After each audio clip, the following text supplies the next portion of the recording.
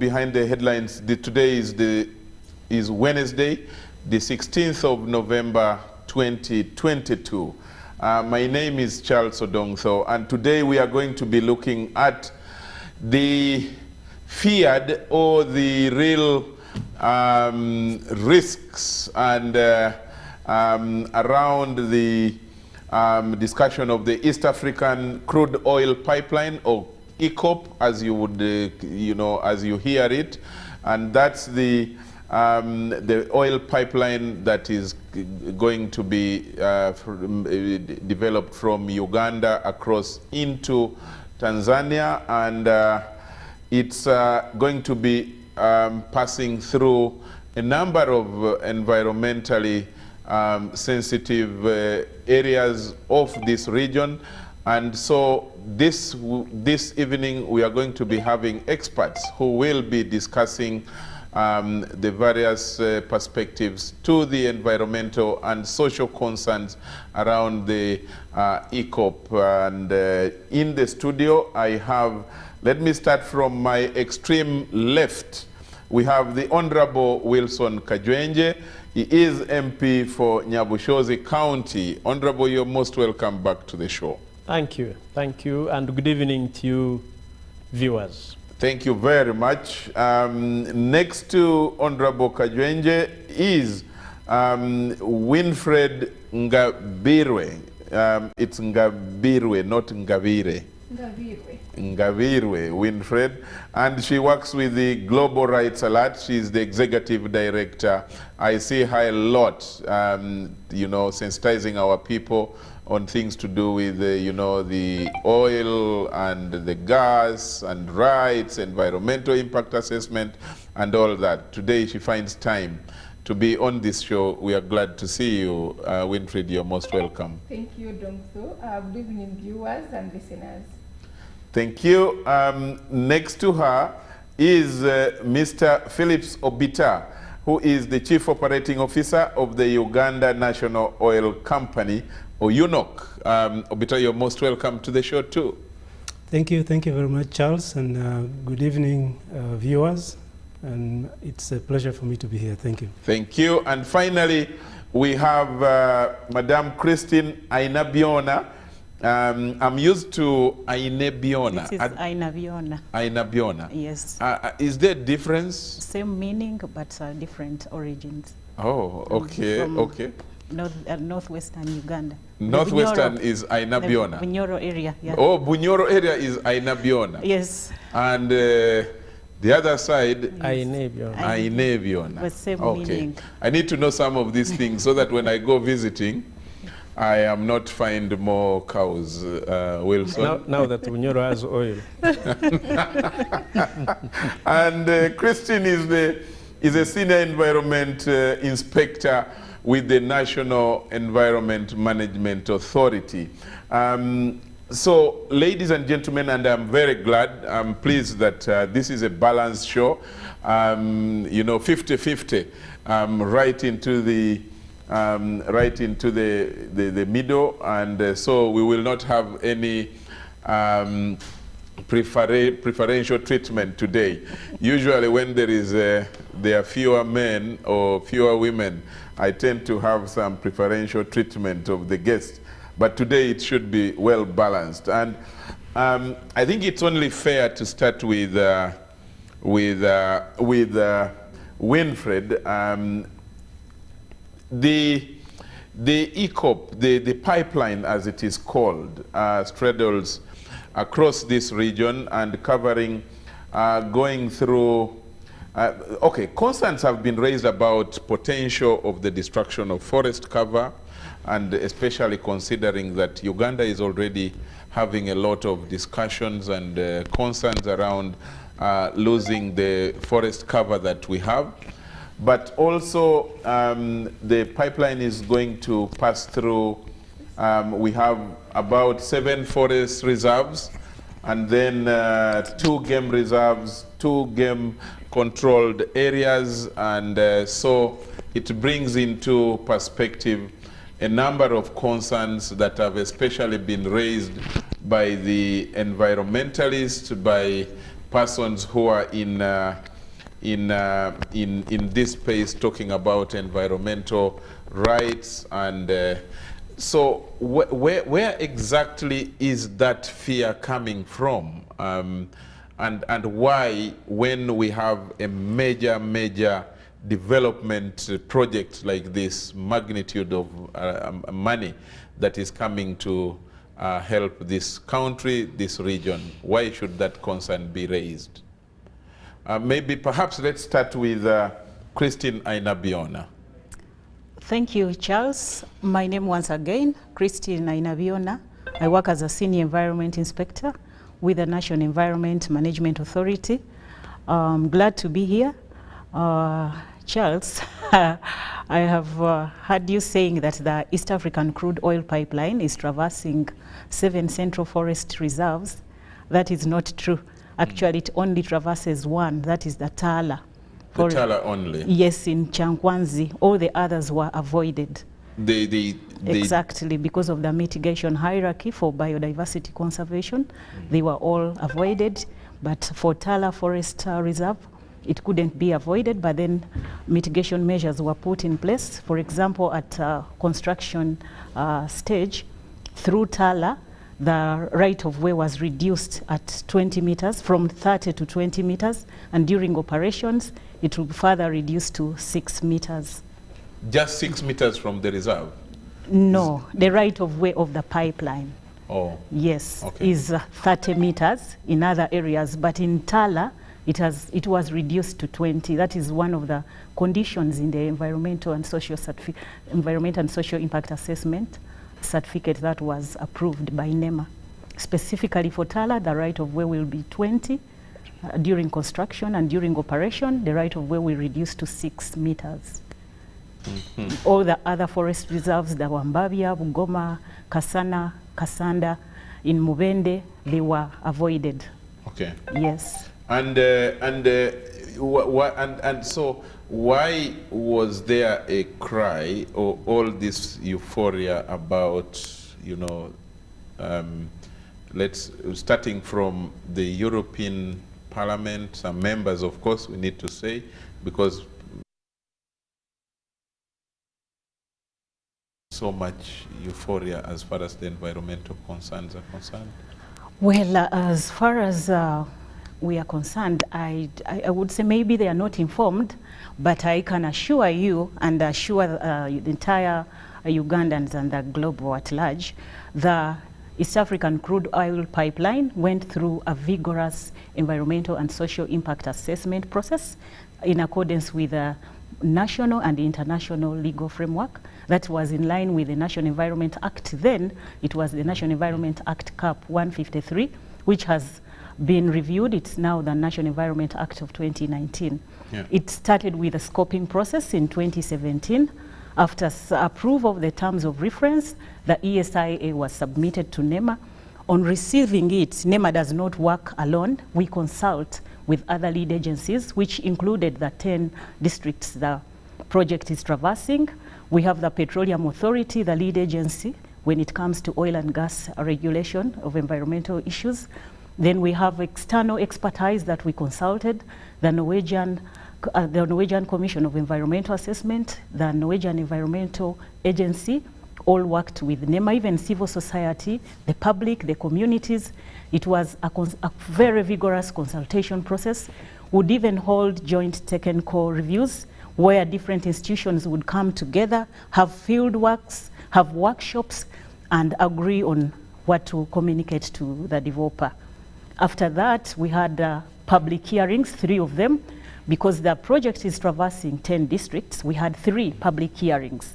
We had one in Kakumiro to cater for the northern districts. We have another in Mubende. We had another in Mubende for the central districts of the project. And the last one was in Chotera for the districts towards the border. That is Luengo, Chotera, and Rakai. The public hearings were heard where the public came out with their views and concerns regarding the project, which the authority communicated to the developer. They took note of the concerns and then resubmitted a revised ESIA.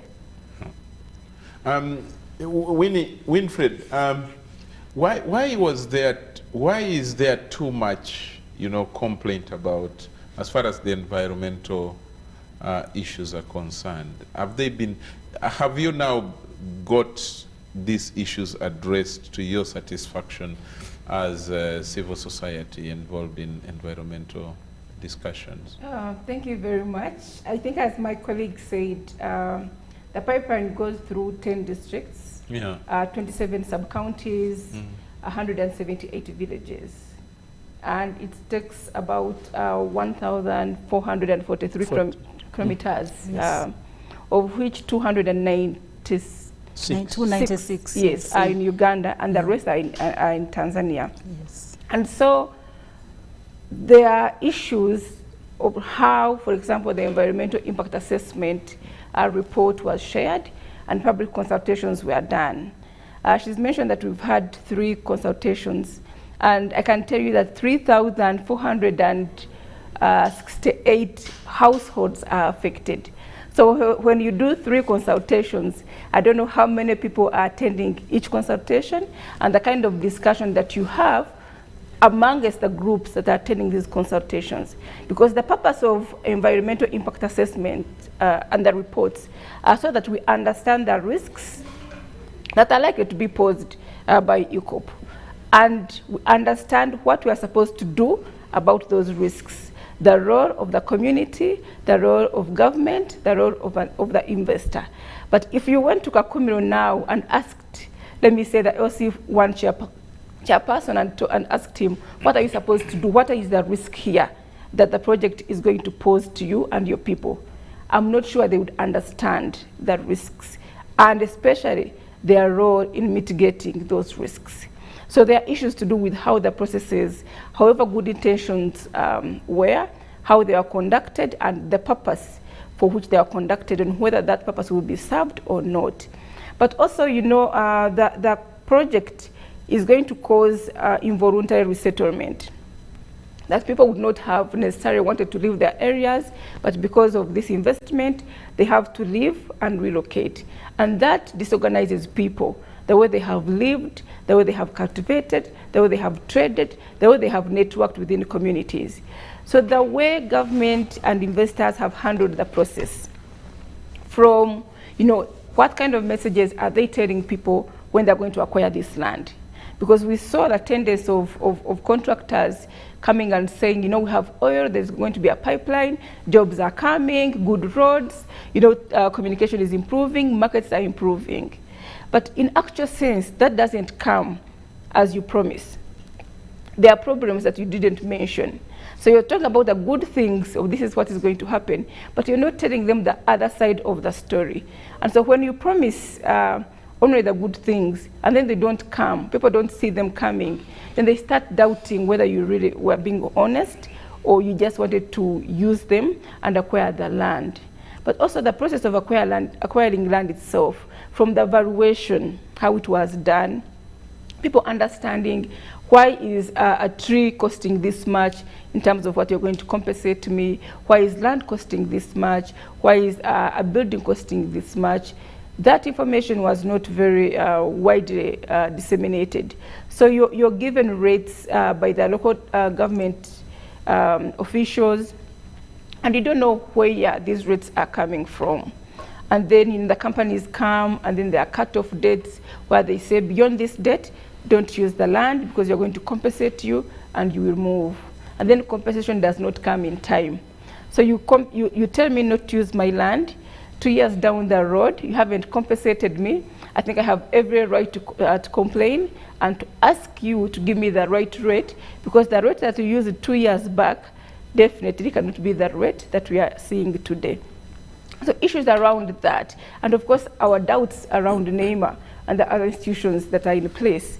I mean, in our backyard, know how people are degrading the forests. We don't even know whether NEMA is up to the task, honestly. Why are you doubting a government institution that was put in place? Charles, do you know how much we have destroyed our forests in this country?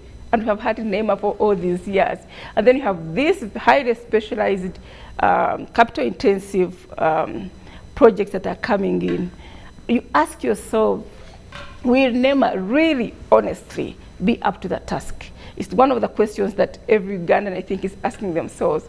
And we may, we may not talk about it here, but I think there needs to be a need for an audit on whether POW, the Petroleum Authority, or NEMA, or the National Oil Spills Contingency Plan, whether there are really structures in place that can serve the purpose for when what is likely to come, God forbid, the bad impacts. If they came, we doubt that these institutions are going to be able to respond in time, to mitigate, but also to rectify or cause companies to rectify the damages that have been done. So issues around how institutions are working, issues around community involvement in terms of understanding and holding someone to account, issues around whether our parliament is able to play the oversight role, where they understand the agreements that we have signed, where they understand the responsibilities of our government and of the investors, and where they can play the oversight role.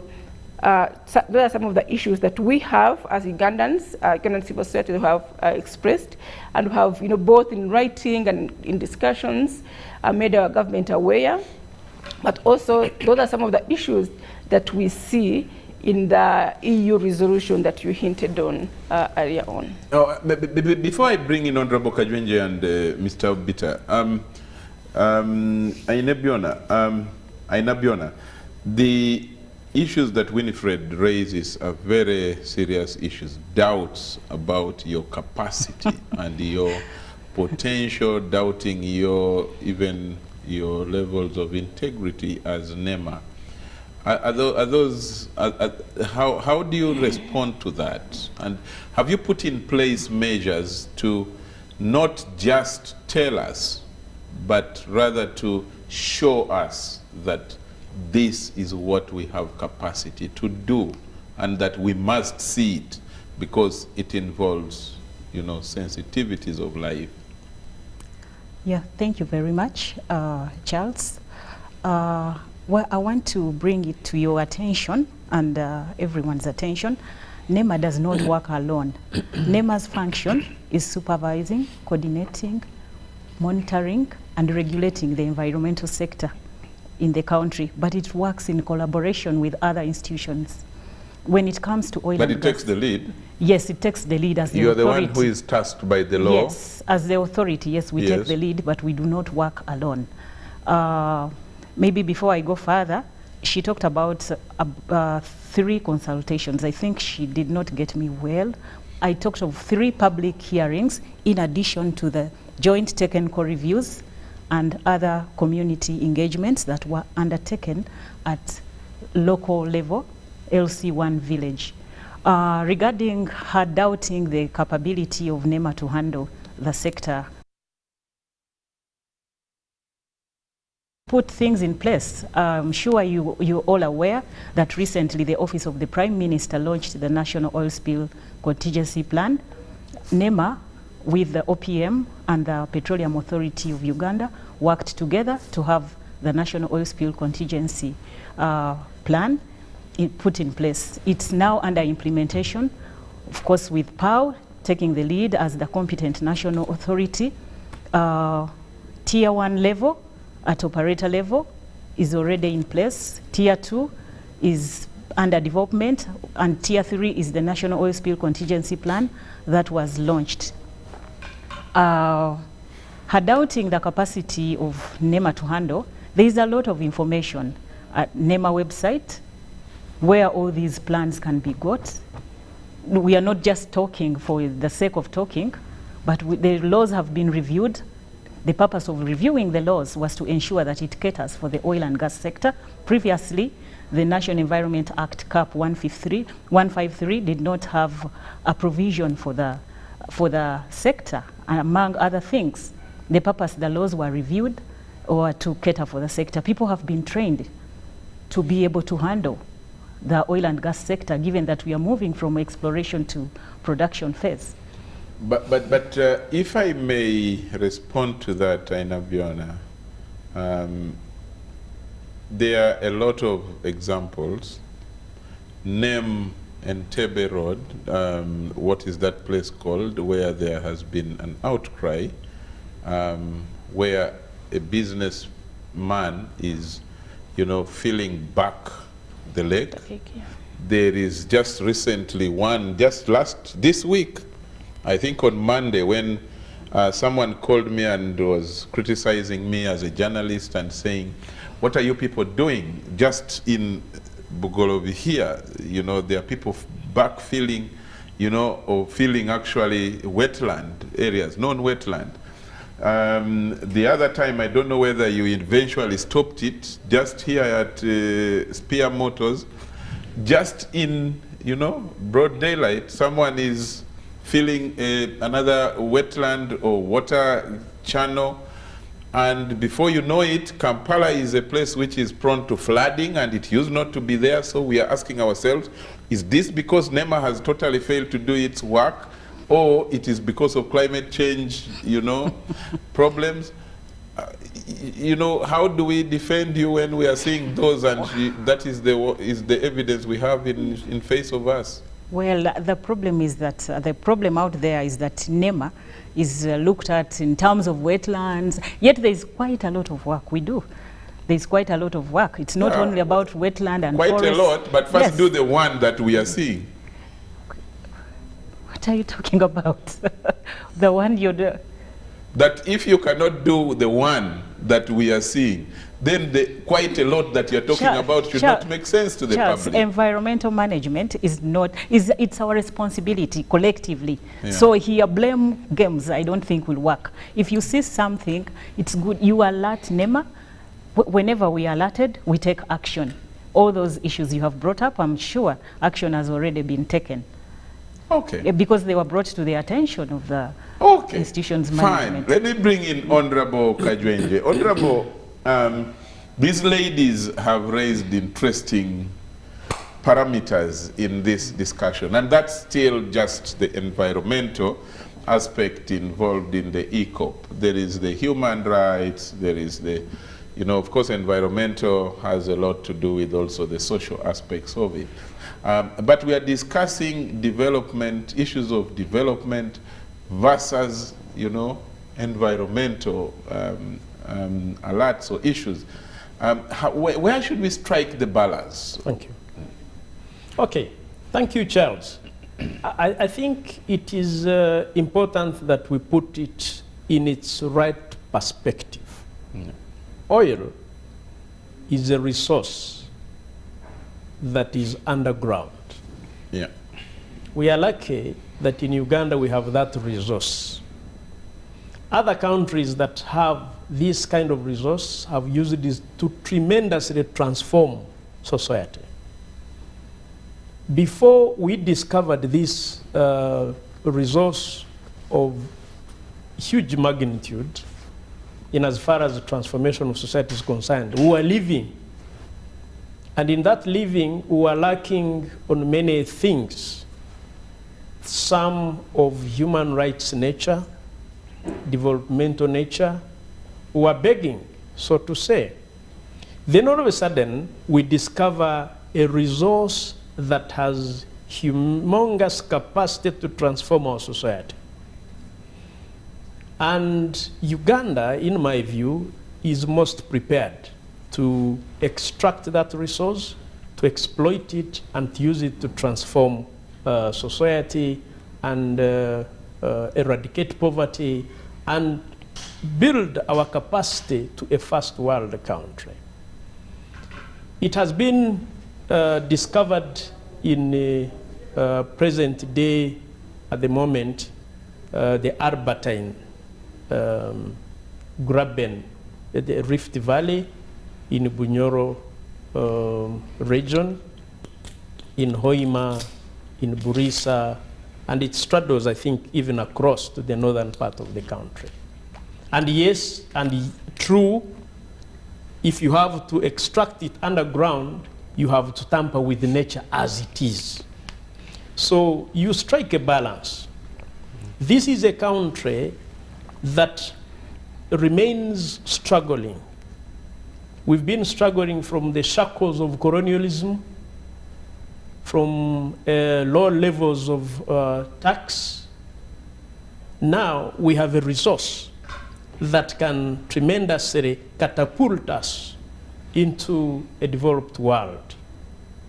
We have painstakingly built capacity to do that, both human and even if you say legally. The Parliament of Uganda, where I proudly belong and represent the people of Nyabushozi, has enacted all the neighboring laws. We are ready to exploit our resource. We have partnered with the United Republic of Tanzania to make sure we transport our oil to Changolin, Tanga in Tanzania. And that pipeline is going to be buried 6 feet down. It will not be seen after it has been covered. They will open the surface, they dig deep, bury it, and it goes. Even where it passes, once they have covered the surface, you may not know that it actually passes. You can actually continue growing your maize on top of it. Is that so? And it's not the first time, Charles, and Uganda is not, we are even not going to host the longest pipeline. Tanzania, where it is heading, I think for the last close to 40 years, has a pipeline that goes through a national park and goes to Zambia. There has not been that outcry. So the outcry, in my view, is totally unfair. It is a kind of bullying from developed nations that have extracted such a resources before, or actually extracting such a resources from other countries, that would have loved that we stay with our resources underground and we remain with our human rights and environmental protection.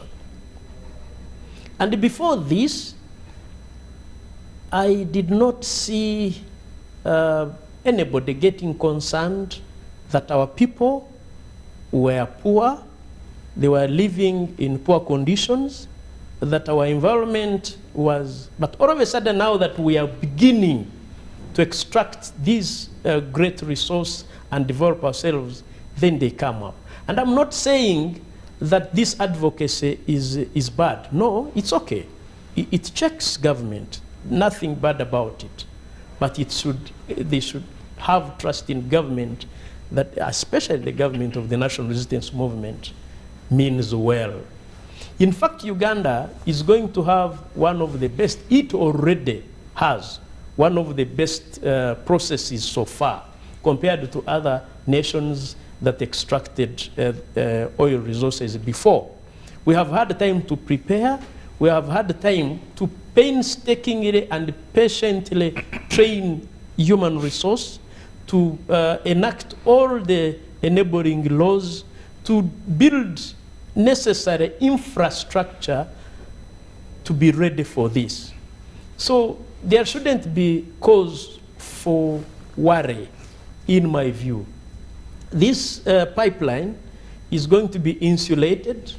It is heated, but it is structured in a way like it's like a thermos flask. Even if you touch it, you will not feel the heat inside, but it will be heated nevertheless. We have 296 kilometers in Uganda. Yeah. And it is avoiding major.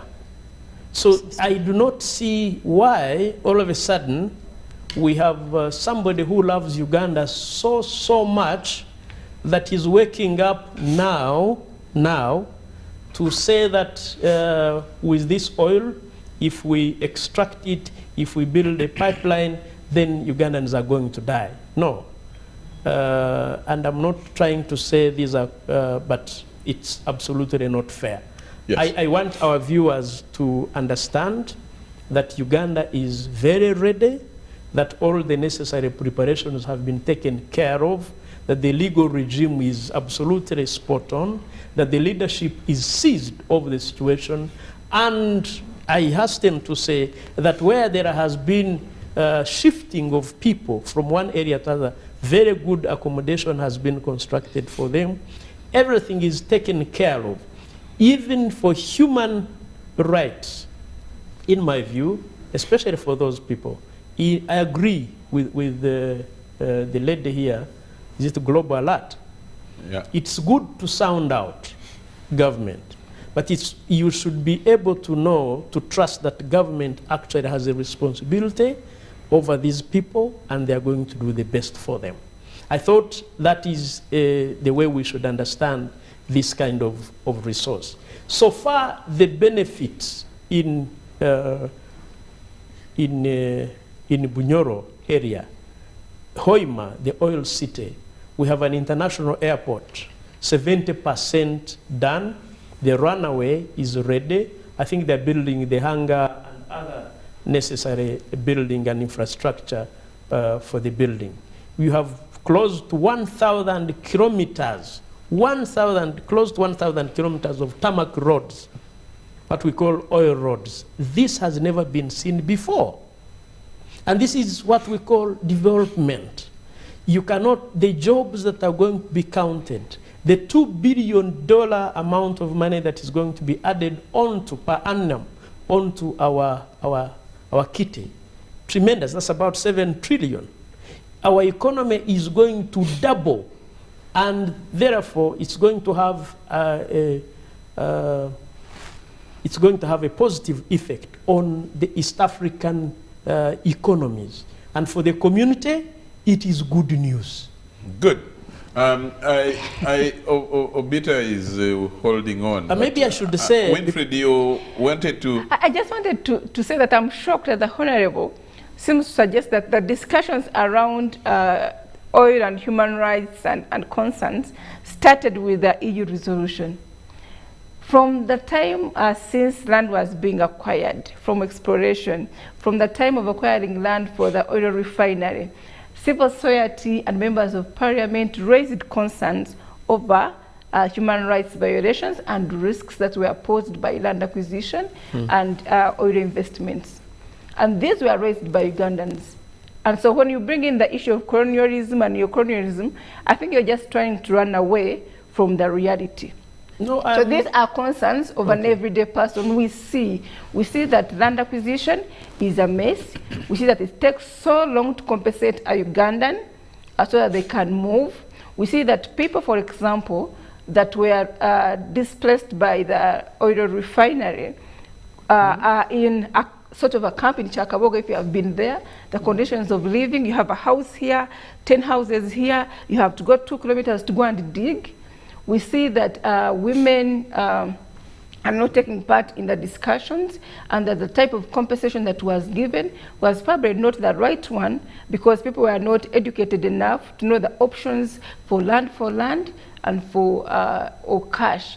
And those kinds of compensation decisions that were made by people who were not informed have created problems, because people misused the money, others ran away, and we see that there are problems now in society. So when you see civil society and other actors raising issues around ECOP, they are telling them, listen and learn from the experience and do better. Granted. So it has nothing to do with people who claim to love Uganda. We all love Uganda the same way you love it, in the same way I love it, in the same way another actor loves it. So let us not look at it from Muzungu is saying this, and therefore they are they're using a condescending attitude, or they are looking at us and they want to keep us poor.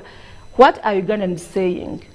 Okay. If you take someone's land in 2018, if you tell them this is the cut-off date, do not use your land, and up to now you have not compensated them, is that the right thing to do? Well, it is not the right thing to do, and the laws... And also, the oil, I mean, you talked about the pipeline being insulated. Yes, it's going to be insulated. It's going to be the longest heated pipeline ever. I'm sure you know that. Where? And so, yes, the longest heated pipeline. Yes, that's perfect. And so you don't know the kind of carbon emissions it's going to emit. And so we ask NEMA and the Climate Mitigation Department, or the Climate Mitigation Department, to tell us what are the risks in terms of carbon emissions. What should we do? Because we don't have facts and everyone is throwing around accusations. So I want to know what are the risks in terms of climate change, in terms of carbon emissions, so that we prepare as a country. There's a discussion, of course, on energy transition and climate change, and it's a conversation that we need to have, putting in consideration our circumstances. We need to develop, yes, I agree with you, but we cannot say we need to develop at whatever cost. We need to develop using the right technology, using the right resources, using the right methods that can give us development that is sustainable, that respects our circumstances, that uses the resources that we have, that will deliver us to where we want to go. So we cannot sacrifice one to get the other. Can we get a balance? Okay. And unfortunately, you know, where she needs to understand is that development, when you say development, that is it. You have to, it's not that we are going to develop at any cost, not at all. I think Uganda is on record to have listened to whatever outcry, to whatever advice, to whatever has been given before. Whatever went wrong has been corrected and continues to be corrected. This is a government that listens to the civil society, to any other person. That is why we have progressively been enacting laws, reviewing those that were archaic, coming to make sure that whatever legal regime that we have takes care of the interests of every other Ugandan being displaced or not displaced, including the regulations of NEMA and other enabling laws. Let me say this, even our own constitution guarantees a right of that person before he or she is moved. And who I have not, in fact, what maybe the civil society should have done, instead of alleging, is to make sure they take these people to court so that their rights can be, but that's not the case. I can say that there has been fair compensation. It has come in time. Houses have been built for those that have been displaced by the same development, but nevertheless, we have to extract this resource. We have to change the living conditions of our people, not only in Bunyoro, but in Uganda. Only 58% of the people have been compensated. The others haven't been compensated. So those that have not been compensated have been shifted and have been, yes. No, yes. We haven't finished the compensation process. Yes. Please appreciate that. We haven't finished the compensation process. Yes, but we are moving forward in any case. Okay, let me, interesting. Let me first bring in Mr. Obita at this time. Obita is from the Uganda National Oil Company. Bring us to speed with how far we have, progressed with the project, and you can also tell us about the reaping that is beginning, and is it better than the fears, the challenges, the risks that we have? Because I think, as a Ugandan, that we must be weighing the pros and cons of doing this kind of maybe the heating, building a pipeline and heating it up and all that. What if we decided, because of the we could still extract, but then maybe do it other means and export crude, in order to avoid the environmental and other social risks that we don't know about? Well, interesting. I think let me start from the point of getting our viewers to understand what this ECOP is all about. Yeah. My colleagues on the panel have already explained some technical aspects of the pipeline But what I wanted to add is that this pipeline starts its journey from Kabale in Hoima. Yeah. Now, that's a very important point because Kabale is where the crude oil from the oil fields in Uganda and largely from the Telenga fields, which are the fields in the northern part of Lake Albert, and the Kingfisher fields, which are the fields located in the southern edge of Lake Albert, will be delivered. And at Kabale, the crude oil will then be allocated to the different owners. So we call it custody transfer. Now, the owners of the crude at Kabale will be government of Uganda, receiving its crude in form of royalty from the oil companies, including ourselves, UNOC. It will also be in form of profit oil share from the production. And then the other owners are the private sector players, Total Energies, CNOOC, and UNOC. Now, it is at that point where the different owners of the crude and having crude in different proportions will then decide to put the crude into the pipeline as a facility to transport their cargo to the Indian Ocean coast of Tanga. Yeah? As a way of lifting it from the coast to get to the final destination of the market. Yeah?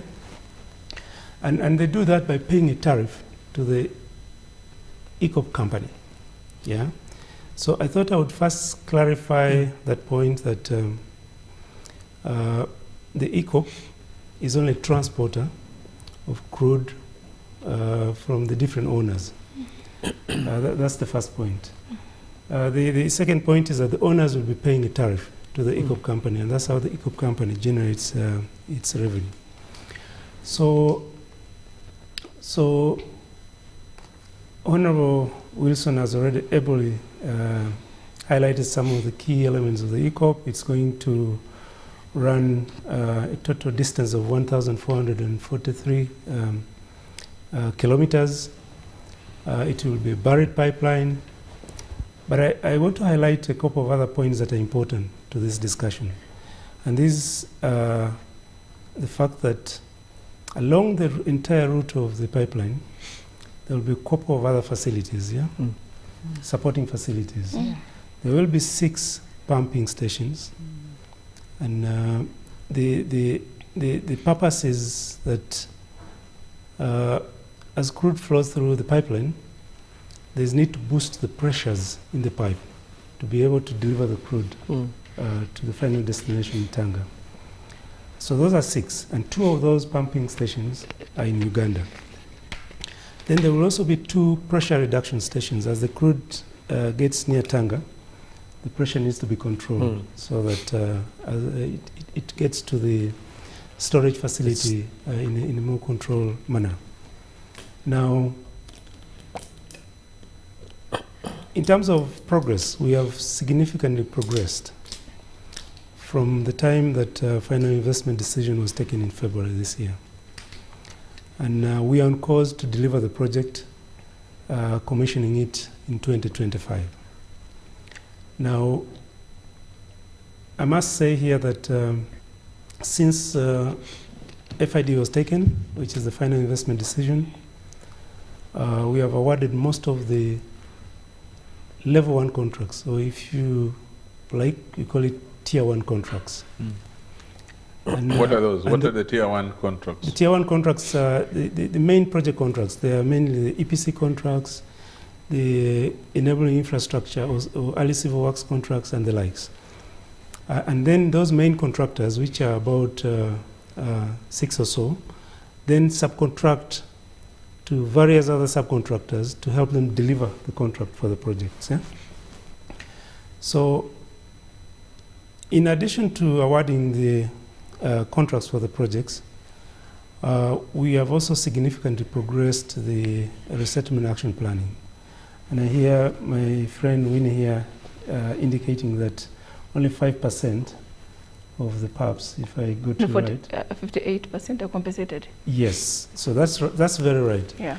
But that is probably a little outdated. So to date, just slightly in excess of 60% of the PAPs have been compensated, yeah? Additional 2%. Additional 2%.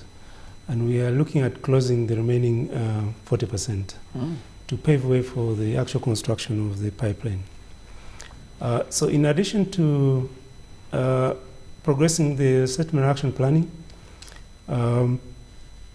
we have also commenced the early works that I highlighted before, the enabling infrastructure, basically the ground clearance and preparation for the construction crew that will be coming to do the actual pipe laying and other facilities along the route of the pipeline.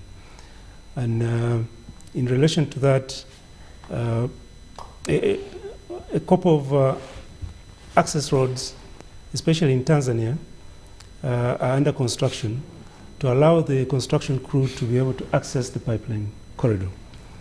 In Tanzania also, the construction of the coating plant for the pipe is moving well, and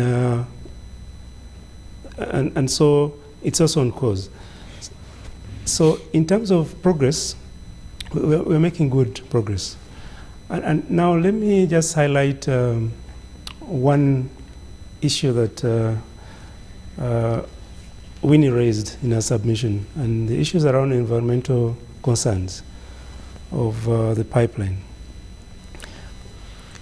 And she mentioned and related it to the energy transition that we currently find ourselves in. I want to say that, you see, the way the world currently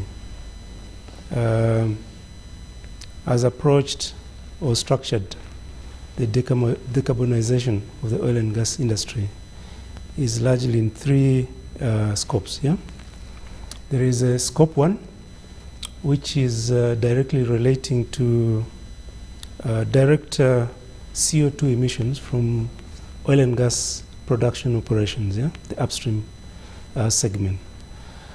Then and this is where the industry is quite active, because it presents a quick win solution to reduce the carbon footprint of the project. The other scopes, scope 2, mainly centered around, scope 2 is mainly centered around CO2 capture, especially at the point of generation. Carbon dioxide. Yes, carbon dioxide. You better tell that. Carbon dioxide capture. Our viewers, some of our viewers might not be understanding CO2. Absolutely. So carbon dioxide capture at the point of generation, and in the industry, the generation points are typically at the wellheads, and then of course the refinery is a big factor in CO2 generation and capture, and other related midstream industries like the petrochemical industries. And in this scope is where we see a lot of activities around developing technologies for CO2 capture and storage, yeah, in the subsurface. Then the last scope is relating to reduction, or if at all, complete eradication of indirect CO2 emission at the consumer or customer level. And here we are speaking about you and me using our cars, yeah, and that's where we see movement towards electric vehicles and use of other cleaner form of fuel like hydrogen. All right. So in terms of our project, and I thought I would say this in respect to the comment that Winnie made. In terms of our project, I can say without a doubt here that our upstream projects, and those are the Tilenga and the Kingfisher projects, and the ECOP, have been designed to have technologically the lowest CO2 emission possible. And we achieved that through quite a bit of iteration, yeah, from the first development plan that was submitted by the developer ourselves to what now we have. And focusing on the scope 1 that I've just highlighted, which is the direct emission from the oil and gas production. From the upstream side of things, Tilenga and Kingfisher, yeah, the very first version of the development plan that was submitted was putting us at a CO2 emission level of about 15 kilograms of carbon dioxide per barrel of oil equivalent, yeah? And largely because, you see, our production facilities, what we call the central processing facilities, require power to run it. And so in that structure, the power was going to be generated from the associated gas that will come with the oil to the surface. And the gas will be a little in excess of what is required. And fortunately, because our law also has a no flaring policy, there would be excess associated gas. And so in that original plan, whatever was going to be used for powering the facility would be used, and then the excess gas, which would be converted to excess electricity, will then be exported to the national grid. But then the gas was only enough to run us through about 15 years. But the production of oil would continue for a couple of more years, 25 or so. Now, the deficit at that point would then be met by either burning crude or importing hydroelectric power from the national grid. Now, why I'm saying that we had to redo and run through a series of iterations to improve the CO2 emission footprint of the project is that we found an opportunity, because as a country, as you know, our population rely mainly on biomass as a source of energy. Which is environmentally unfriendly. So we found an opportunity, other than generate power to run the facility. We propose that we instead extract liquefied petroleum gas, LPG, from the associated gas, and import as much as we can hydroelectric power, which is clean energy, clean power from the national grid.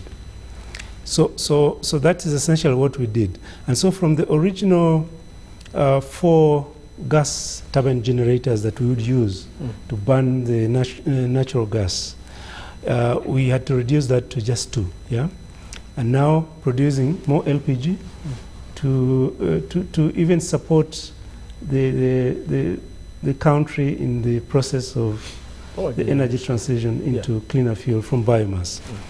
And so that has brought down our CO2 footprint of the project, the upstream project, to just under 10 kilograms of CO2 equivalent per barrel.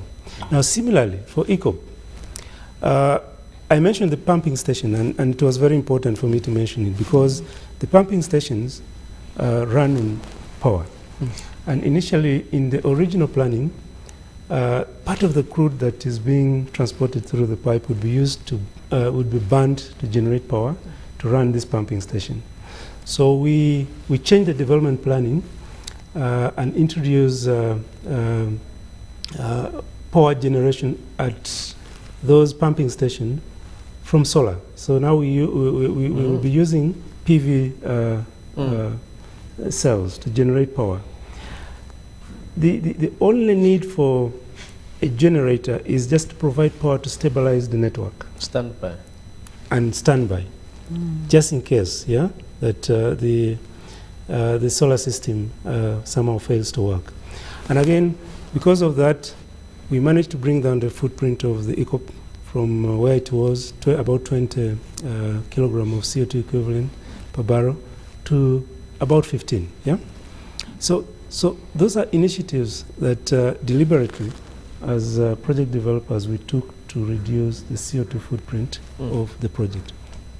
So to our viewers, I want to just comfort the public that other than the emission from these surface facilities, the pumping stations, the pipeline in itself does not present any CO2 emission challenges. Yeah? It doesn't at all. No. And you can vouch for that. Because we will hold you 10 years from now, we will be asking, what happened? Yeah.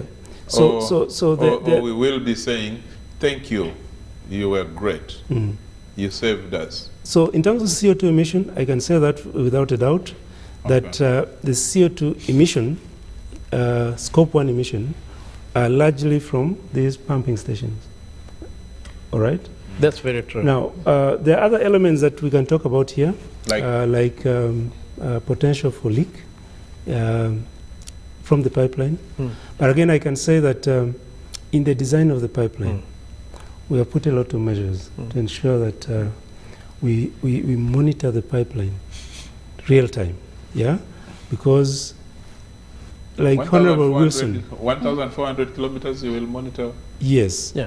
So like Honorable Wilson said, first of all, the pipeline is insulated. Insulated. Because it's a heated pipeline. It's like a thermal flask. Yes. And the reason why it's insulated is because of the quality of the crude that we have. That the crude solidifies at a certain temperature. And so we need to keep the temperature of the pipe above that temperature. So that is very important. But on the leak detection system, there will be a fiber optic cable that will run the entire length of the pipe. And that will enable us to monitor the pipeline real time. Okay. And any activity around the pipe will be detected from the control stations or control centers. Does it rely on things like power, the control station? The control stations are powered by power, for sure. But and then when power goes off, there will be two control stations. Like power goes off these days? Yes. It will not, will it be working? It will, because we have two control stations, one in Tanga and one in Kabale at the delivery point. And so at any one moment, there will be one control station working. Yeah? Okay. But importantly, you see, the entire system is powered. Yeah? Yeah. The control center is part of the facility. So once power goes off at the control center, you're essentially saying that the pipe stops working. Yeah? I thought so. That's what it means, yes. You know, the reason again, like Winnie said, sometimes you have to have, like the guerrillas, yes.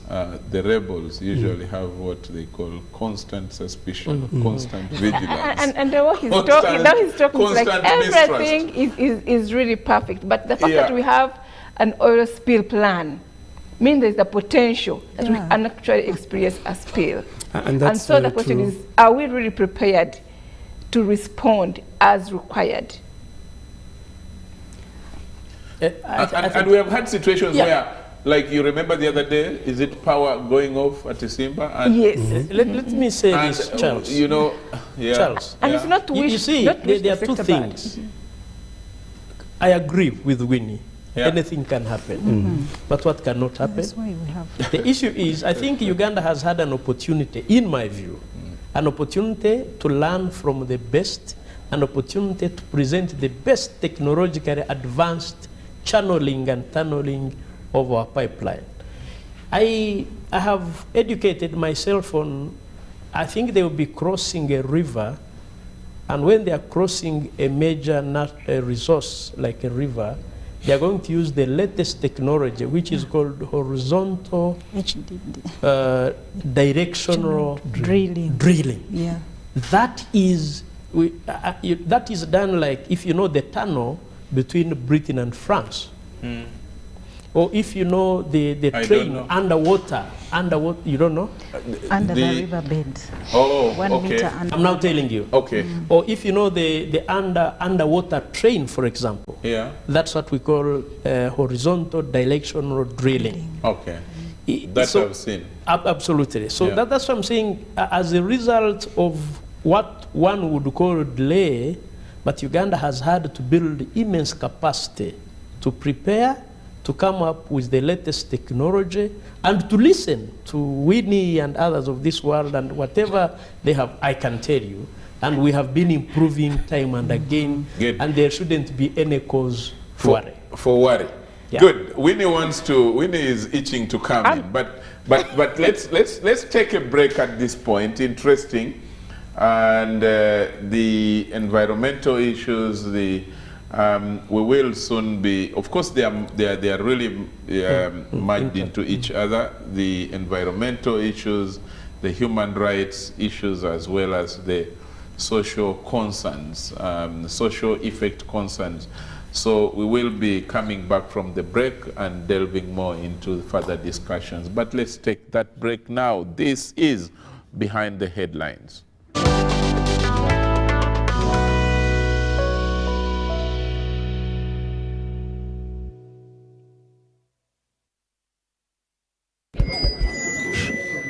So, I'm here to announce that the MTN Kampala Marathon is back. And this year, we are running for babies. To be clear, I am not talking about a baby.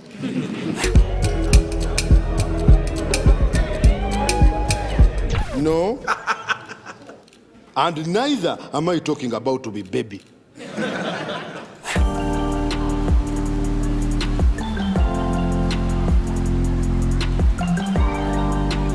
I am talking about these small dollars.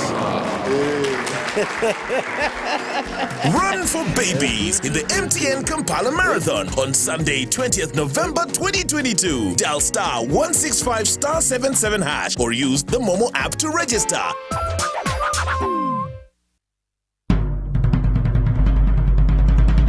The Ministry of Health informs the public that there are confirmed cases of Ebola in Uganda. We, however, urge the public not to panic as the situation is being managed. The Ministry of Health further reminds the public to be on the lookout for any persons who may show signs and symptoms of Ebola. These include high body temperature, abdominal pains, diarrhea, vomiting, bleeding from the body openings such as the nose, eyes, and mouth. Please inform the nearest health worker immediately if you see anyone with these signs and symptoms. To prevent Ebola from spreading further, please take the following preventive measures: regular washing of hands with water and soap, avoid handshaking and hugging, avoiding any contact with any suspected Ebola patients. Any person who dies suddenly should not be buried but reported to the nearest health worker or LC1 immediately. For further information, please call the Ministry of Health toll-free number on 0800-100-066 or send a free SMS to your report on 8500. This message is from the Ministry of Health with support from UNICEF and World Health Organization. It's true what people say, that when I wash and you wash your hands with soap, we'll have less infections as Ugandans. After all, it's hands that handle money. It's hands that feed us. Hands that prepare soil for farming. Hands that we use to learn. And hands that we use for fun. When I wash and you wash hands with soap, it means clean hands for all. This is a message from the National Hand Washing Secretariat. That's right. The Voice is coming to a city near you. From the 21st of October to the 20th of November, you get a chance to showcase your talent. Prepare a 1-minute MP4 video of yourself singing and upload it to thevoice.africa to register. Make sure you have a valid Airtel number, and if you're shortlisted, you will be contacted to come in for the live auditions. Well, don't just stand there, let's go! Music your passion, Africa your stage. The Voice Africa, connected by Airtel.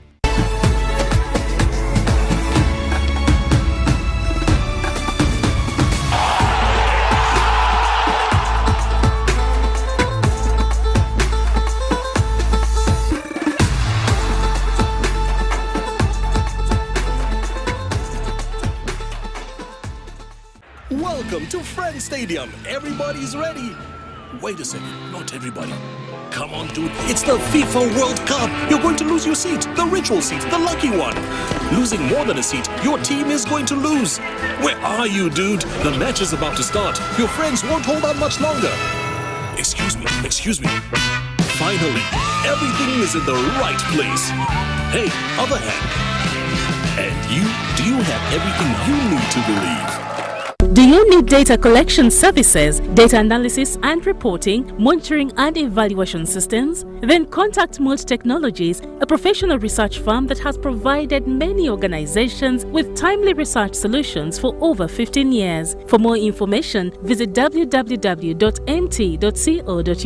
or call us on 0704 913 399 or 0782 602 963. Visit our office in Kampala at Sayuni Complex in Tinda. Mood Technologies, your professional research firm. Did you know that a cashless, secure and convenient lifestyle is possible with Airtel Money Pay? Pay for your goods and services in the following simple steps. Dial *185 *9 hash. Enter the merchant ID. Enter the amount. Enter. Please enter PIN to confirm. You will receive a confirmation message for a successful transaction. Airtel Money. Instant, secure, borderless.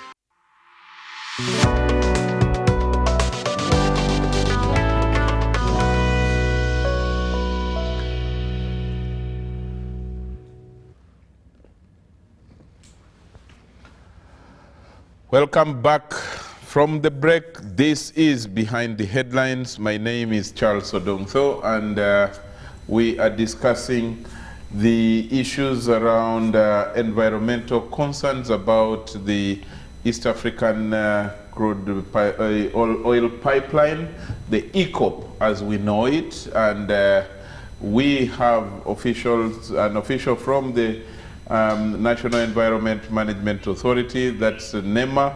We have Winfried from the Global Rights Alert.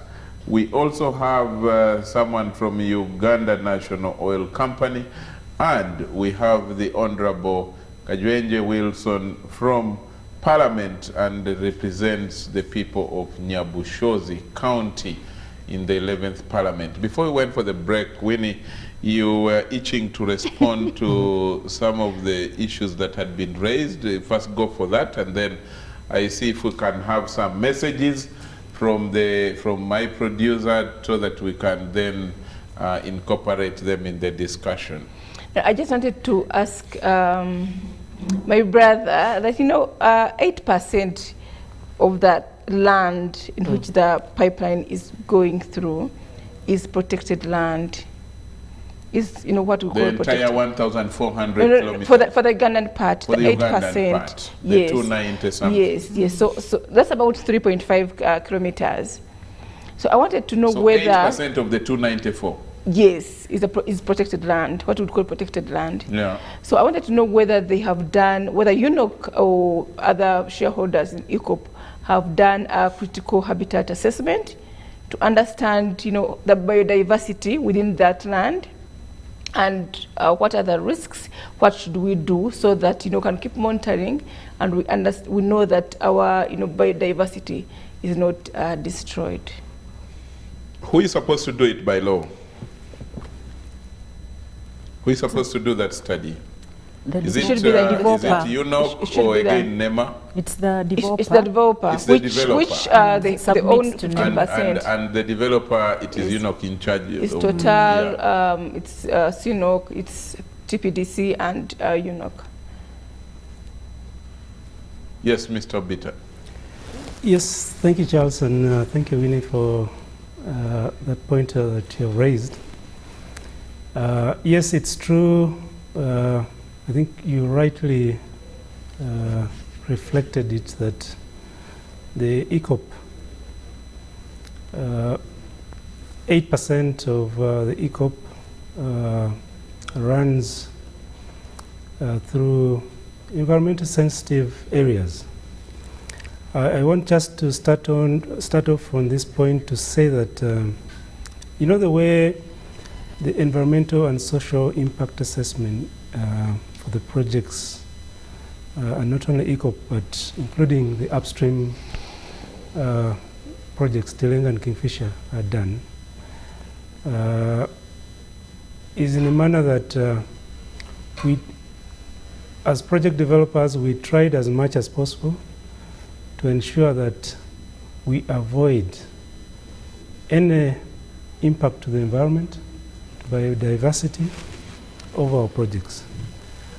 And in the event that we fail to avoid it, mitigation measures are put on the table, proposed, and I want to point out here again that the environmental and social impact assessment is premised on some sort of baseline environmental studies that are done to understand the different biodiversity species, yeah, that within the project areas. So in arriving at the mitigation actions, there's a lot of consultation work that goes around that. Consultation with the very project affected persons on the ground. We also do consult the local authorities. Of course, the regulator for that specific aspects, NEMA, and very many experts.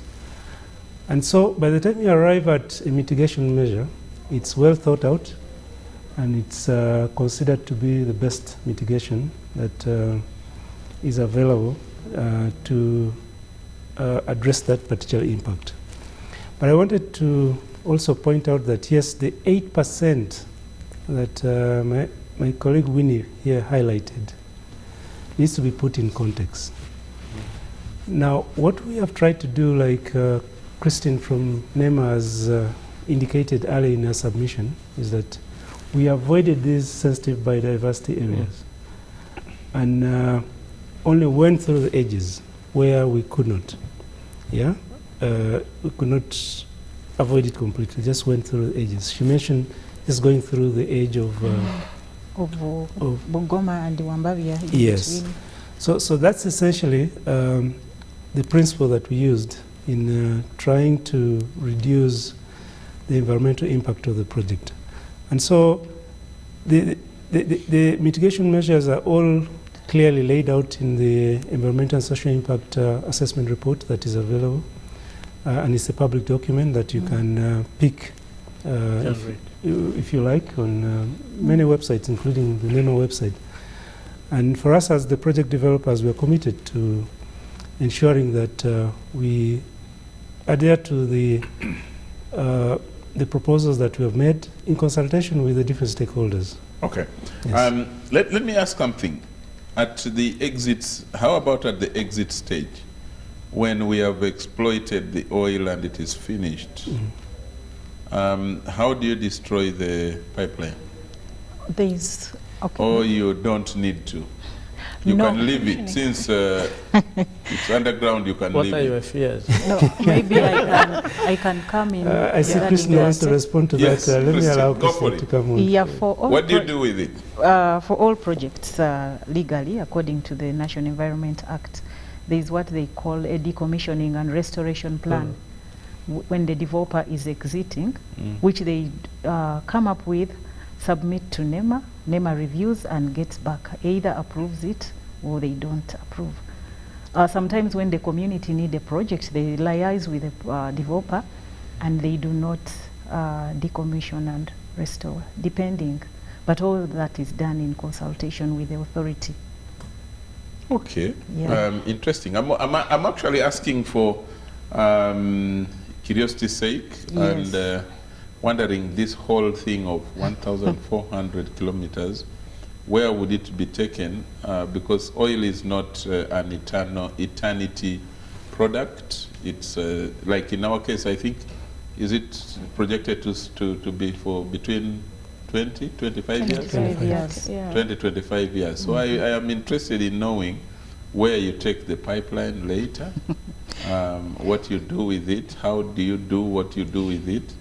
Yeah, there's you know, that. That for me would be my interest as well, because 1,400 kilometers is long, you see. But I think the Honorable will probably tell us how we will use the same infrastructure to export oil from DRC, because our neighbors are rich, and also probably to bring gas from Mozambique back into the region. Through so the same? Through the same infrastructure. That's what we read.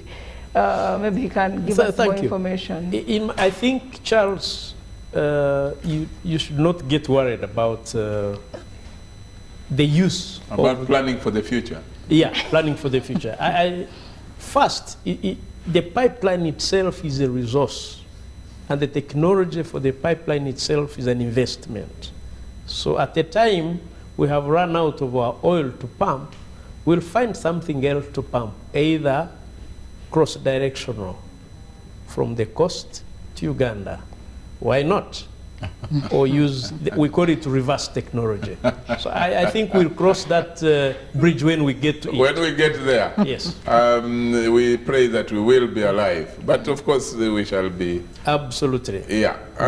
Winnie, you wanted to add something to that? Just that you should have also said it's a very expensive venture that we are going for, about $3.5 billion US.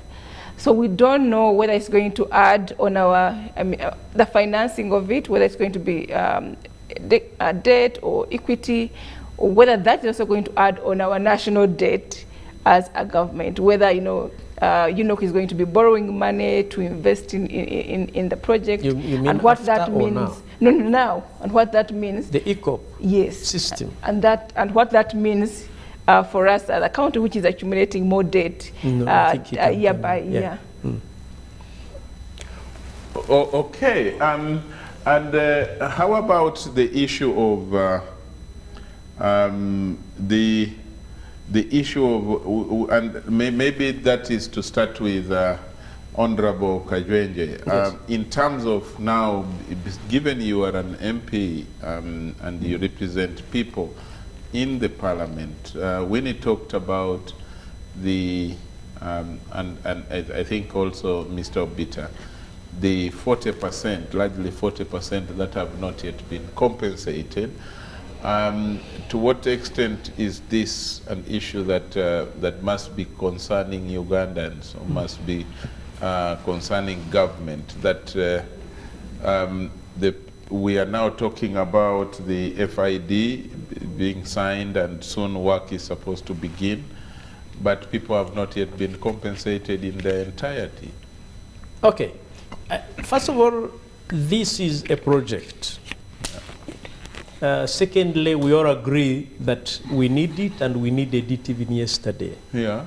3, the developer has got some undertakings that government and parliament and everyone is going to hold the developer accountable. And we have regulations to that effect, and the regulator. I can tell you it's the interest of Parliament as a voice of the people to make sure that all those people that have not been compensated, I hasten to add, adequately compensated, will have to be adequately compensated. Those that are yet to be resettled are going to be resettled. And so, and all that is a program and a timetable that is well documented, and that we shall have to follow and hold the developer accountable. There is no cause to worry as far as that is concerned. And Parliament is seized of the matter.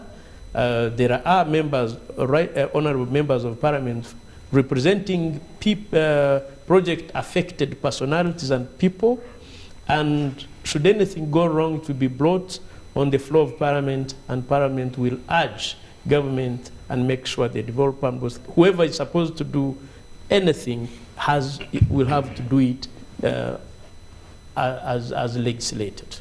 Okay, I think we need to start on, I'm told there are some programs My producer tells me there are a number of questions, I mean not programs, a number of questions and comments coming from the viewer.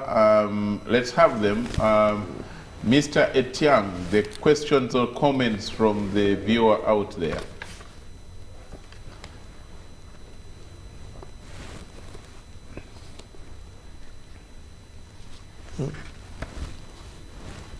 Can we start, Mr. Etiang? Yes, from Musao Edward Mbola Muti.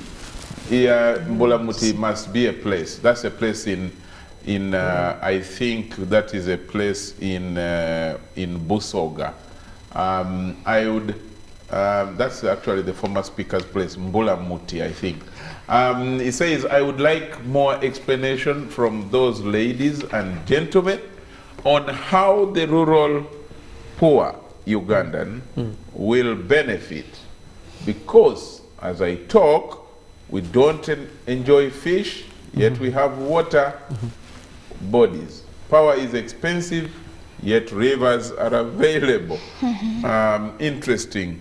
That's from Musao. Japi Iganga from Iganga says, at least let's sympathize with NEMA serving in a government that used to hide in forests and shrubs. Which government used to hide in forests, Japi? He says swamps by forests and swamps by government being cleared to avert hiding places for resistance. This guy is a real theorist. A good one. But I don't think that needs an answer. Nimrod Katabarwa Kampala from Kampala says, I doubt if NEMA has, a question that's for you, I doubt if NEMA has any structures in place to handle environmental management that involves crude oil pipeline. What it is good at is frustrating the poor, while at the same time conniving with and supporting the rich in degrading the environment. Christine, there you are. Sasirabo Godwin from Barara in Ruti. I would like people who are facts and smart, like Madame Winfred Ngabirwe, that I like. People who are smart. I have watched her today for the first time, stipulating her issues, but minus jealousy. The lady surely is very intelligent and eloquent. Winnie, you have there an admirer of your potential capacity and all that. Ford Jimmy Okello says, to Honorable Wilson, some time back, General Museveni said the oil belongs to him. How sure are we how sure are we there's something missing that we shall equally maybe benefit, it will benefit Uganda? Is this oil which has failed Uganda to achieve its peaceful political transformation? Ford Jimmy is another theorist. But Honorable Kajwenje, you can answer that. Yes, I will. Mr. Kawalia Kennedy, says the Honorable is speaking what should be done, not what is being done by government about the positive results of the project. Another one, Council Muhezi Baker, says, is the government able and willing to compensate people whose land will be affected as per Article 26 of 1995 Constitution, I think, and which overt act has it done to portray this intention? Is this money for compensation available, and where will it be got from?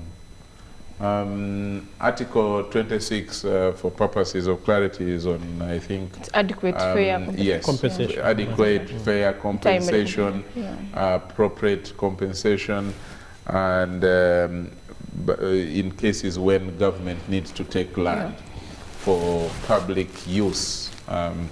Yes, that's the Article 26. But there is also Sir John Igumira Rwamasindi from Kiruhura Nyabushozi, Homeboy Wilson. This one says, "Dear Charles, thanks for the show. ECOP is the real deal for Uganda, Ugandans, East Africa, and Africa as a continent. Thanks to Honorable Wilson Kajwenje for putting everything right. We are proud of him as bona fide citizens of Nyabushozi." Honorable, you have there a person who is assuring you of another voting, you know.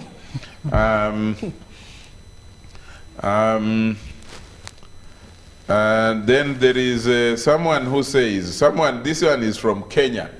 He says, "There is that guy, I think the MP, he resembles Honorable Raila Odinga. That some DNA might be required, but I like his discussion. Brilliant as Raila." This is interesting. This a guy called Moses. He writes his name as Moses. And then there is this one is from Conakry, Guinea. Thank you very much. Justus Muhanji is a Ugandan, but studying in Conakry, Guinea, and is watching us.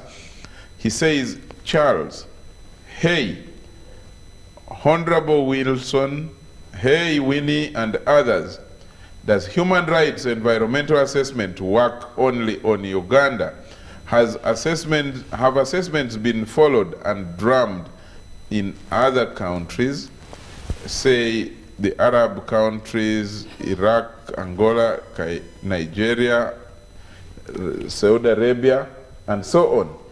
Why Uganda pipeline has been drummed at this extent, showing rivers which do not exist by Germany MPs in their report? These colonialists aren't they doing double standards, blaming here and there? And then for NEMA, Winnie, you are right. NEMA hasn't showed any positive action plan on environment areas, even apart from oil. Justus Muhanji from Conakry, Guinea. There are other messages that I've received. Let me see. There is this person is called Chotembo. He says, "Good evening, Charles. I am a public health specialist. I would like to thank my honorable MP for the insight and the information, more so the insulation of the pipes. Looking at the risks, the risk vis-a-vis the importance in terms of revenue compared to opening up, he mentions roads in Nebi, Zomba. I think this guy is from Nebi. Because he's talking about a road in Nebi, Zombo, Congo border. I think doing the road would be a short-term and less risky investment. I personally wish that all the above to succeed, but if my opinion matters, we have to increase domestic revenue. Thanks for the show. I am today watching from Mbale, not Moyo. This guy is from Moyo. I'm watching from Mbale, not Moyo, as usual.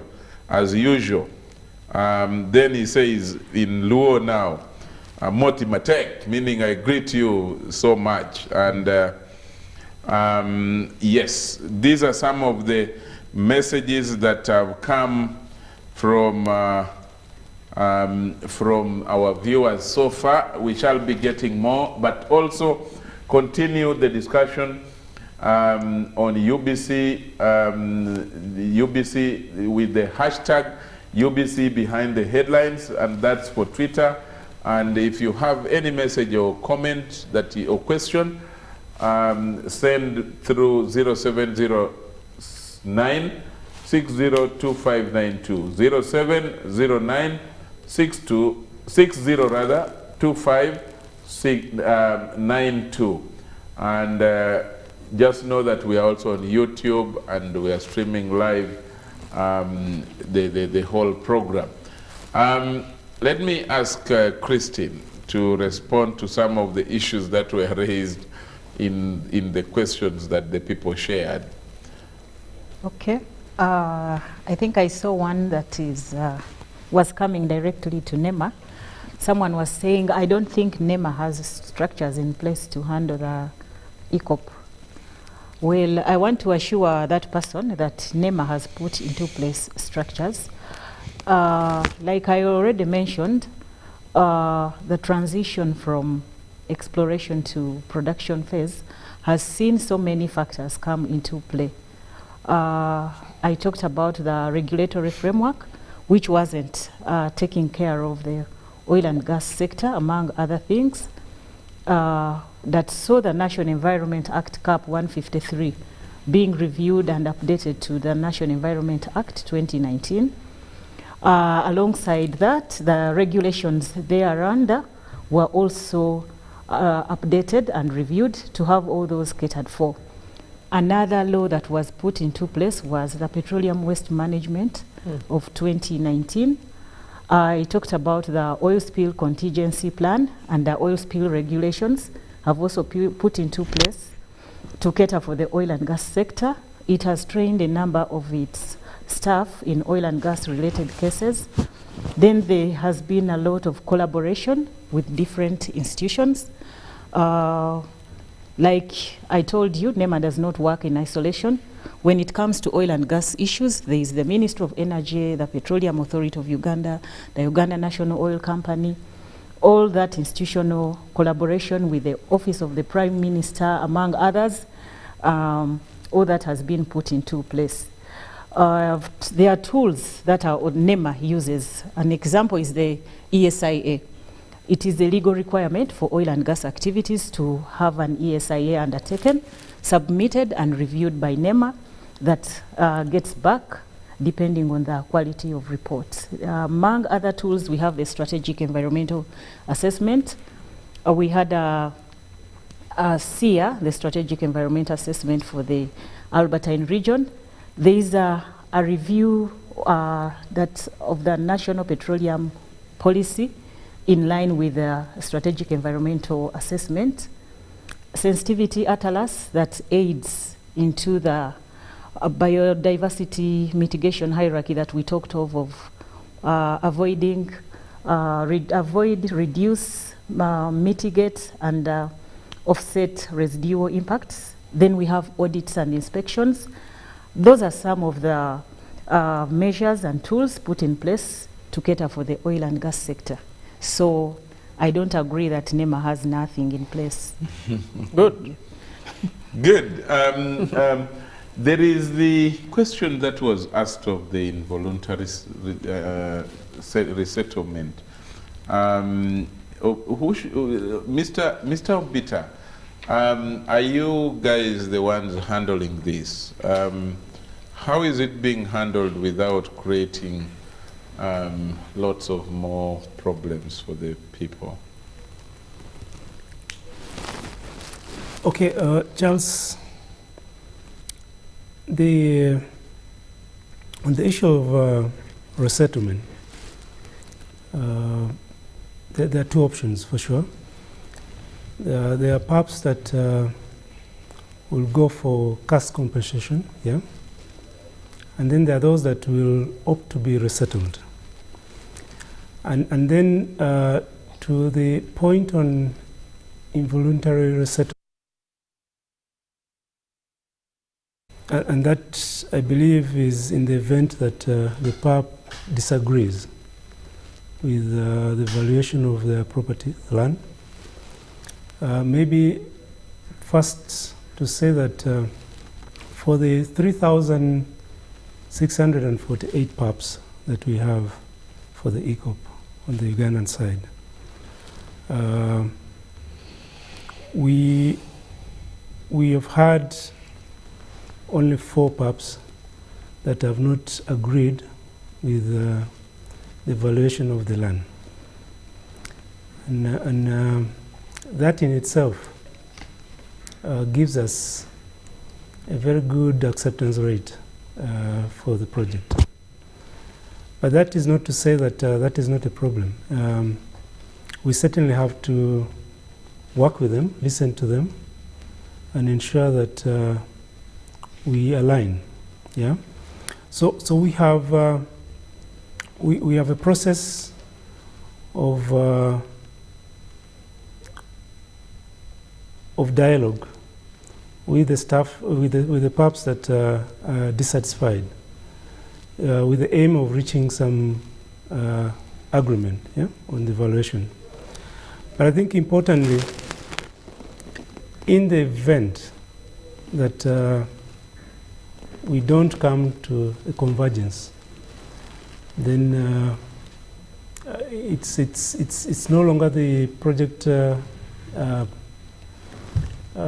companies that handle the involuntary resettlement, but the obligation now would be passed to the Ministry of Lands. Yeah. Okay. Of course, coordinated by the Minister of Energy and Mineral Development. Yeah. We believe that we will not get to that point, and we think that for the 4 that we have, we will be able to resolve and get the PAPs agree to a compensation or a resettlement. Okay, Winnie? I think I just need to speak about the question that Mohanji from Conakry asked on whether the assessments are only for Uganda or also other countries do the same assessments, and where the concerns about human rights are only for Uganda. So human rights are not only for Uganda, definitely. Like, you know, as long as you're a human being, wherever you are on this planet Earth, these questions, when there's an investment like this, must be asked. But also different countries have different ways of doing things, perhaps, depending on where the resources are found. If you take an example of Ghana, with whom we discovered oil around the same time, their oil is in water.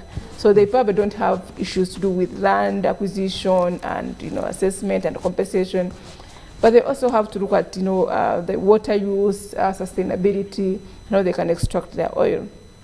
For companies that invest, they have to abide by, you know, international standards. You know, if they have to get funding from IFCs, the international financing corporations, they have to abide by certain standards that respect human rights in terms of investment, in terms of getting informed consent, and how they deal with people, the environment, and the decommissioning aspects that Christine was talking about. So this is not just saying it's a Ugandan thing, it's about how we extract our resources in Africa, world over. There are standards that you cannot go below, really, and that's what we are calling for. The guy who asked, how will we benefit from oil? I think the question, that's a very good question, and if you look at our National Development Plan, if you have had a chance to look at it, it stipulates how money from natural resources, oil or minerals, should be invested. What kind of sectors have we prioritized, and what are the results that we want to see in a few years' time, in the short term, medium and long term. So it's clear where our national priorities are. Whether we're going to put money in those priorities is another issue. And there are systems that can help us. For example, Uganda is now a member of the EITI, and EITI requires that we follow the money. What kind of money are we getting from our oil resources? Is it the right money that we should be getting? And if we are getting it, where are we investing it? And if we have invested in that particular sector, has the money actually reached where it was supposed to reach? So using systems like that, we can be able to track and see that the money is going into the right priority areas, and the money is indeed reaching on the ground. And we should also be able to ask our Ministry of Finance, to account to us what is happening, where is the money going, and most importantly, also ask our members of parliament who play an oversight role, who help to look at these budgets that we have, so that we indeed benefit. So we hope that access to social services, education, health, we hope that communication and transport, we hope that agriculture, those critical sectors that make life better, if we invested in them, will be prioritized and will benefit and will give us better results in a few years' time once we start getting money from oil. We've already gotten some money from the capital gains tax, but you know that we bought some jets, fighter jets. So I don't know if that is part of benefiting that he's expecting, but we hope that this time around we'll invest money in the right spots, and it will give us the right results. And again, Charles, that's one of the reasons actually that we have issues. We don't know whether indeed this money will come back to benefit the country, to uplift us from the poverty levels that we are at to another level. So when we are dreaming of being middle income or first world country, if we do not invest right, if this money is taken by a few individuals, then this will be just a dream that we're talking about. Okay. I was tempted to ask that what alternative approach would you have used, given that this is you are in charge of overseeing the oil sector. Now they bring you a map showing that there is this potential that the oil has, and that this resource can develop Uganda to this extent. What would you how would you handle it? Is that mine or? I wanted to ask Winnie that. How would you rather handle the whole ECOP thing? Would you rather it is done through, which other way would you rather have it done through? If I had the money, I would have built a refinery. Okay. And we process our oil, and we refine it, and we have the products from the processing that we can get, that the fertilizers, the petrochemical products. I think it's a better deal if we had the money to build a refinery. Okay. But here we are, we don't have the money, and the investors, I think, pushed us to the pipeline. So we didn't take an independent decision. Honorable Wilson, what would you think about that? First, I think it is in order that I answer the questions that were asked. Yes. And then I come in at that. Yeah.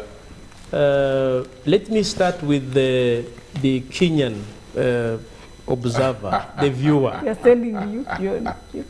Remember, that is their opinion. I don't know why you are going to counter their opinion. No.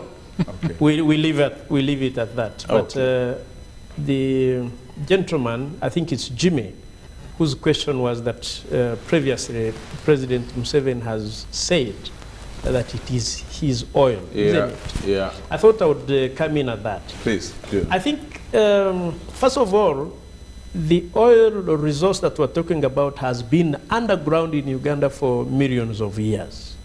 And we have had successive governments until 1986, when the National Resistance Movement came into power. And it is only President Yoweri Kaguta Museveni who has had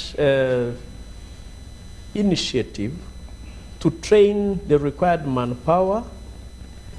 He told us of a story when he asked the experts in oil, and he was then he was brought.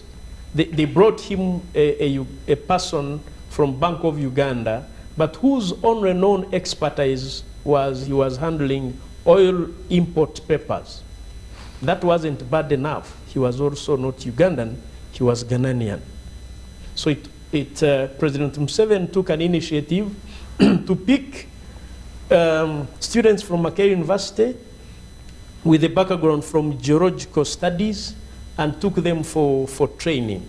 And I can now say that Uganda has one of the best trained human resource in as far as oil is concerned. He has also painstakingly overseen the development up to today where we are. So one, I think he was taken out of context. He meant to say, maybe Jimmy didn't understand it correctly, that he has painstakingly as a leader overseen the development of the oil process and its extraction up until now. But I want to say that oil is for all Ugandans. President Museveni inclusive, he's Ugandan too. If it creates, as I'm sure it's going to create prosperity, it is going to be prosperity enjoyed and opportunities enjoyed by all Ugandans, President Yoweri Kaguta Museveni inclusive. And we give him credit to that extent. But also we have enacted sufficient laws that guarantee the use, and Winnie alluded to some of them, the use of oil revenues to investment in technology, to investment in agriculture, to investment in research and development, so that the revenues from oil are going to leave us with a basis and a foundation for our future development and transformation with or without oil. So Jimmy, I hope you understood. Mr. Kawalia made a serious observation. Is this going to benefit us? My answer, yes. In fact, it is already benefiting us, local people. The local people from Bunyoro, whose road infrastructure has tremendously been improved, are benefiting. Those whose schools are being constructed are benefiting. Those who have got jobs of all professional and all caliber, manner of caliber, are benefiting. What Winnie is talking about, and I thought I would expound on it. Yes, we got the initial income, and Uganda invested in acquiring our fighter jets. That is a strategic security asset that every country must have.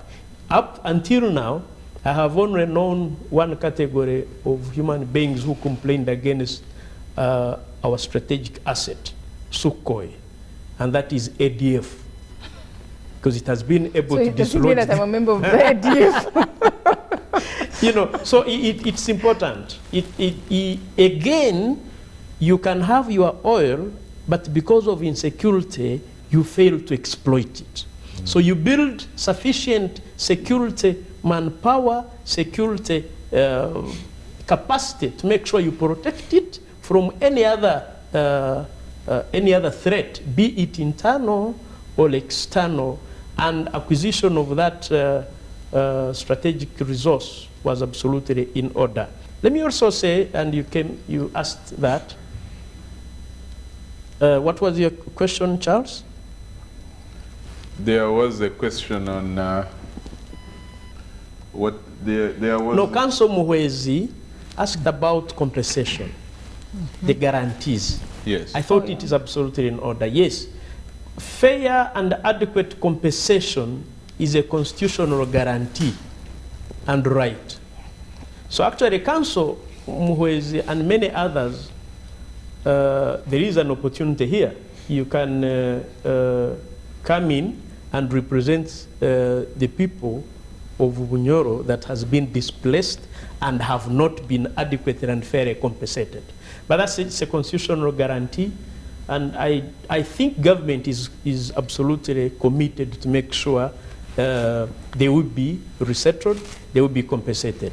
We got just a few minutes ago from Obita that so far 60%, right? Yes. 60%. Even when we aren't 80% done, 60% have already been compensated and been resettled. I think we are on the way to that. Yes, Uganda has joined EIT of what Winnie talked about. This is Extractive Industry Transparency Initiative. Uganda is now a member, and by being a member, there are obligations to that.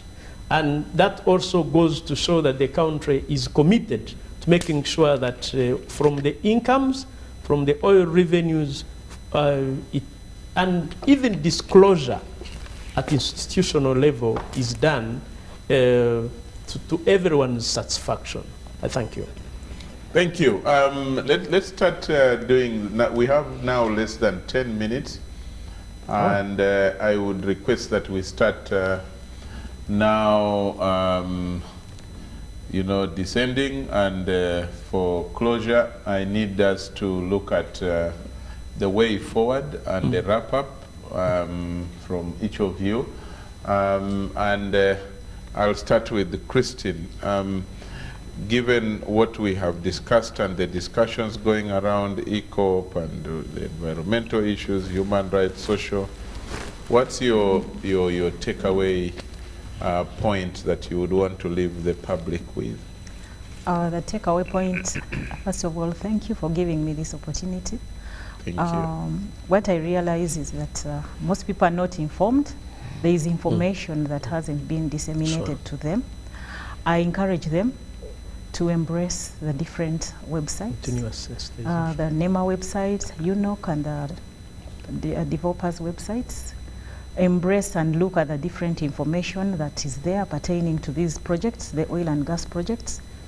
And I would like to conclude by saying, let's support ECOP. Let's not fear it. Let's support it, and let's be rest assured that a comprehensive environmental social impact assessment was undertaken that evaluated the potential environmental impacts, both adverse and beneficial, and mitigation measures were put in place. So I urge everyone, every Ugandan, to support the ECOP.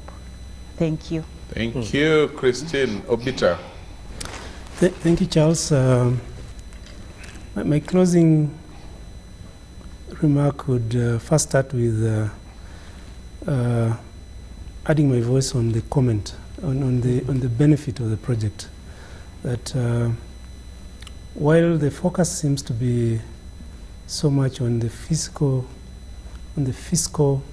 revenue that will be generated from the project, there's a lot of benefit that the private sector and the public can derive from the projects.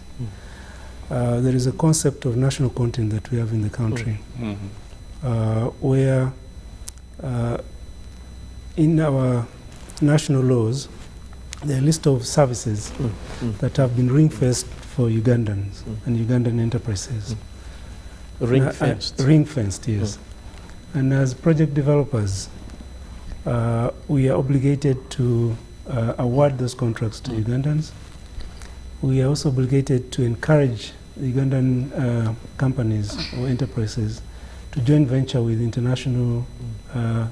international counterparts to offer some of the services. And this offers a lot of opportunities and a lot of benefits. And in the process, offering a lot of employment. So I want to say that the benefits, the opportunity for the benefits are here. And Ugandans should take full advantage of the oil and gas projects now, because the peak is where we are now heading to, and it has started the construction phase. Now, secondly, I want to offer my comfort to everybody that when we compare in terms of the design of the project, what we have been able to do to manage and mitigate and limit the CO2 emission footprint and generally the environmental impact of the project, I can say without a doubt that we are doing very well. Okay. And compared to many other projects within the continent and globally, I think we have taken a lot of learnings from these other projects. And the class 1 or scope 1 environmental footprint of the projects are very low. And we are committed to ensuring that we keep it as low as possible. Okay. Thank you. Winfred. Thank you very much. For me, it's to appeal to honorable member that when NEMA comes to Parliament with their budget, please fund them fully. I agree. Because we want NEMA to be functional, we want NEMA to play the role that it was created to play, so that we can hold them to account. But we also want to support NEMA and other agencies, including PAO, so that we see they are doing the right thing. That is one. Second is also to appreciate that, you know, the engagement between stakeholders. I mean, we engage ECOP as civil society, we engage GNOC, we engage the other shareholders in the ECOP project. And we appreciate that some lessons have been learned and, you know, dialogue is going on. But we also wish that the recommendations that we give are implemented. Criticism from civil society is valid. Our views are valid, whether we are pro ECOP or against. So listen to civil society and pick from what we are saying so that we can improve and have a very, very good project. And thirdly is to say that as Member of Parliament, I expect you to be playing an oversight role and holding these guys to account. That's true. Yes, so I expect much from Parliament. I'm not seeing it yet, but I hope that you can drum up, you can understand the agreements that we have shared, signed along the ECOP, the intergovernmental agreements, you know, the tariff and transportation, all that, so that you can have very good discussions that inform practices and accountability. Thank you. Okay. Thank you. Thank you, Charles. I agree, and I welcome my colleagues. Yes. You have been challenged. Yeah. To whom much is given, a lot is expected. Exactly. And I can also assure you and assure the viewers that the 11th Parliament is ready and willing to play its constitutional mandate and oversight and make sure that Ugandans get the best out of this resource. Earlier on, when you asked Winnie what she would do with the money, and she talked about the refinery, I entirely agree with you. But also to assure viewers that other than the ECOP, a refinery will be built in Kabare, near the international airport. And Uganda is not the first one. Norway, a Scandinavian country that is taken as a role model, produces 2 million barrels of oil. And 1.7 million barrels is exported as crude, while 300,000 barrels are refined. And Uganda is taking up to that. We'll export, we'll also refine. And when we build our own refinery, then the benefits of that also come. So we'll have a lot of raw materials to do our tar roads, tarmac roads, to have sufficient amounts of fertilizers to boost our agricultural capacity and food production, to pharmaceuticals, plastic industries, and all those will come up. So this is a resource that means a lot for Uganda. Okay. And we are on course. I like that every other person is concerned, and the role played by the civil society is noble. My only quarrel is and remains that the EU that was stampeding us as we were standing up to walk the way they have been walking. Thank you. Most welcome. Thank you very much, Honorable Kajwenje from Nyabushozi. Thank you, Winifred Ngabirwe from the Global Rights Alert. She's actually the ED. Thank you very much, Christine Ainabiona from NEMA. And it's a great pleasure, Mr. Obita from the Uganda National Oil Company. And we really appreciate you finding time to come and share with us your knowledge about this very complex and but very noble subject. We pray that you come back again when we invite you, sure. So that we can continue discussing this. Otherwise, from the team here to all of you, thank you very much. And kindly continue taking care and caution about, Ebola. It still exists and it's killing people. We need all of you alive. So avoid the close contact with strangers and with people that you're meeting. Keep washing your hand with clean soap and sanitize as much as possible. Otherwise, good night, bye-bye, God bless you all. Thank you.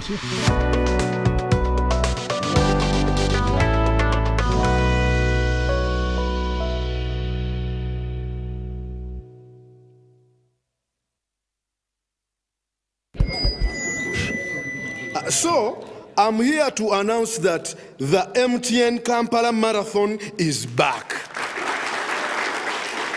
And this year, we are running for babies. To be clear, I am not talking about a baby.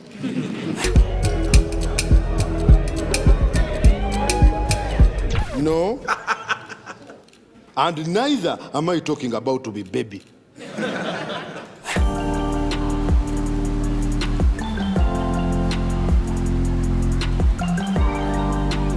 I am talking about these small dollars. Run for babies in the MTN Kampala Marathon on Sunday, 20th November 2022. Dial *165 *77# or use the Momo app to register.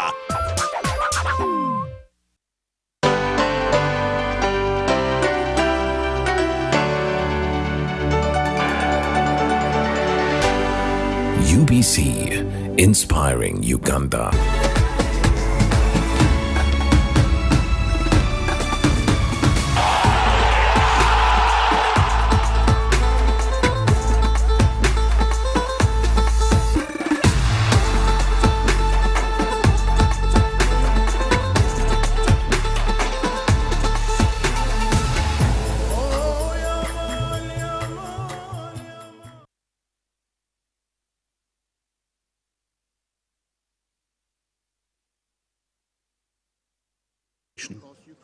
Yesterday, Russia scaled up its strikes with further attacks in Kyiv and across Ukraine. While Russia seeks to escalate the war, millions of people across Ukraine are tonight grappling with the prospect of a dark and freezing winter without reliable access to water, heat, electricity and other basic services. The most vulnerable in Ukrainian society, the internally displaced, children and